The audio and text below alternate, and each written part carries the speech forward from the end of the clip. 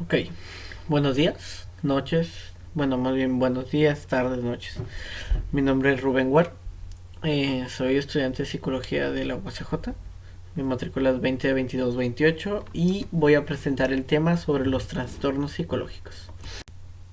Como podemos intuir, un trastorno psicológico es aquella afección, cambio o, como, por decirlo de algún modo, algún efecto de algún, vaya la redundancia, trauma o trastorno a lo largo de la vida.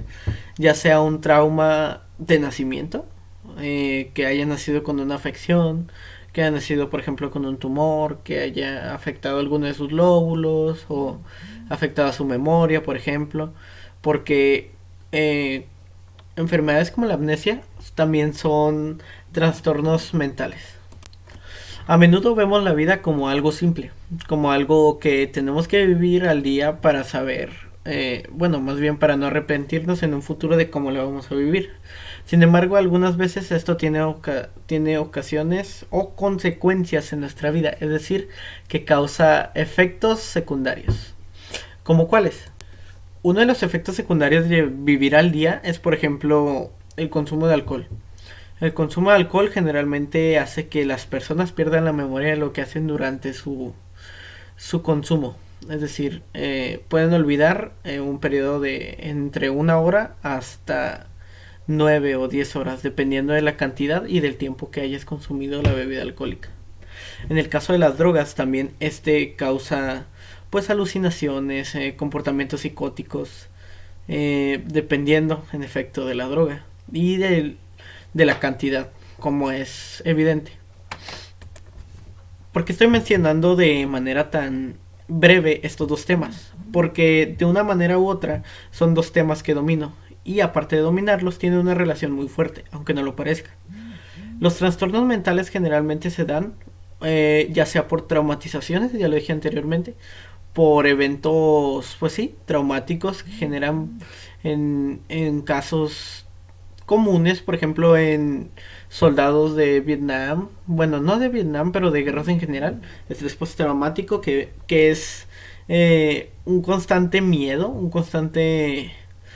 constante paranoia, porque en vez de que los problemas se queden en el campo de batalla, se quedan en la persona y las llevan hasta su propio hogar.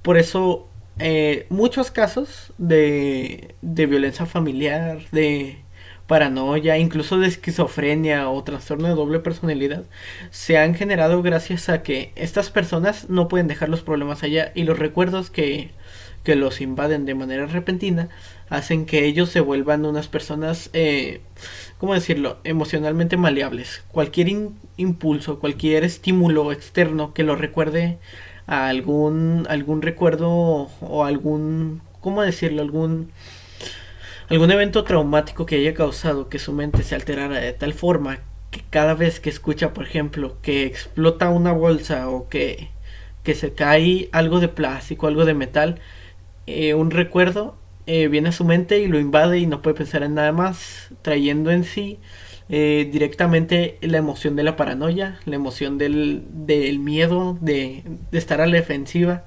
Más que todo estar a la defensiva, ya que en el caso por ejemplo, otra vez, los soldados, pues prácticamente cuando ven un peligro es reaccionar antes de que este peligro se vuelva algo más real que afecte o que vaya a amenazar sus propias vidas o bienestar. De seguir enteros, por así decirlo. Ahora voy a profundizar un poco más en el ámbito de los trastornos mentales. Por ejemplo, tenemos el caso de la esquizofrenia, que la esquizofrenia es un trastorno muy variable y muy poco estudiado. No me refiero a que tiene muy pocas personas estudiándolo, no. Es un tema que a la larga se ramifica en muchas otras enfermedades. Bueno, más bien trastornos. Tales son los casos como esquizofrenia paranoide, esquizofrenia con personalidad disociativa, muchos casos en los que la esquizofrenia es confundida con la doble personalidad o con la ansiedad o la depresión. Es decir, los trastornos mentales tienen unas delgadas líneas sintomatológicas y de signos, las cuales es difícil de notar y hay que ser muy objetivos, pues sí, muy analizadores y poner demasiada atención. ¿Por qué? Porque cualquier detalle que pueda salir a la luz, cualquier cosita así, por más mínima que te parezca, un ademán, un movimiento, una mirada, un tic, puede ser crucial para definir qué es lo que le pasa a esa persona.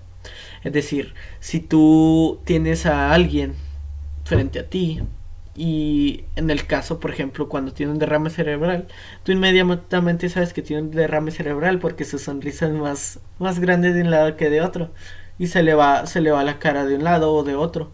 Entonces tú lo que haces es decirle que se atienda médicamente para evitar que el derrame cerebral llegue a un accidente cerebrovascular y tenga pues una complicación más grande que lo lleva cerca de la muerte. Trastornos mentales como la ansiedad en estos momentos de pandemia son algo mucho más común, pero eso no quiere decir que sean de la misma magnitud. La ansiedad es una enfermedad que consume la mente humana, es decir, cualquier cosa que te estimule o que te cause inseguridad, tu mente la va a multiplicar 10 veces más. Por decirlo de algún modo, esta enfermedad o trastorno se encarga de que te sientas ansioso, con miedo, a la defensiva, que cualquier cosa te alerte y que, por ejemplo, en el caso de las personas con casos muy extremos, perdón, tengan esas necesidades de lastimarse a sí mismos para sentirse vivas, ya sea morderse las uñas, los labios, rascarse la cabeza, cosas de personas con ansiedad. Entonces, es algo específico, por ejemplo, el hecho de que se coman las uñas. ¿Por qué? Porque sienten ese dolor, ese pequeño placebo. No, placebo no, es más bien como esa pequeña sensación de dolor que los hace olvidarse de lo que está pasando por su cabeza. Es decir, es como una manera de regular las emociones negativas. Por lo cual, la ansiedad es pues sí, es una enfermedad que va de magnitudes a magnitudes. Puedes necesitar simplemente una terapia, hablar de ello con alguien que te entienda, te escuche, o bien tendrías que ir con un psiquiatra a que te receten ansiolíticos para ayudar con tu situación y así no tengas que estarte dañando tanto física como mentalmente. Porque la ansiedad no solo significa lastimarte físicamente, sino que te degradas mentalmente al punto en el que dejas de considerar las cosas con coherencia. Es decir, si tú eres alguien ansioso y por ejemplo tienes una pareja y te da celos a alguien, tu ansiedad, lo cual va a conllevar, desembocar en una depresión, te va a hacer pensar que cualquier persona que se le acerque a tu novia va a querer estar con ella. O bien que cualquier persona que vea a tu novia la va a cambiar por ti. O sea, realmente tú dices, ay no, yo con ese güey le voy a dejar de gustar. Ay, esa palabra no la tengo que haber dicho. Ok. De manera paralela también ocurre en la situación del trastorno de alimentación. Es decir, esto también es un trastorno mental, pero se deriva en la alimentación. Por ejemplo, la bulimia. Es aquella enfermedad en la que una persona se siente gorda, se siente obesa, se siente incómoda con su cuerpo. ¿Y qué es lo que causa esto?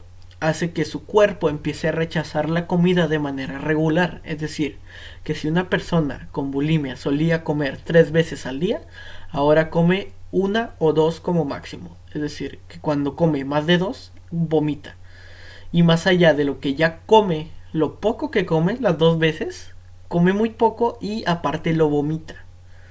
Es decir, que todos los nutrimentos, todo lo que necesitaba para sobrevivir de manera plena, o más que sobrevivir, para tener un bienestar alimenticio y de salud, se está yendo por la taza del baño. O sea, prácticamente está desechando todo lo que come porque su propio cuerpo, su estado mental, su trastorno, la lleva a hacer tales actos.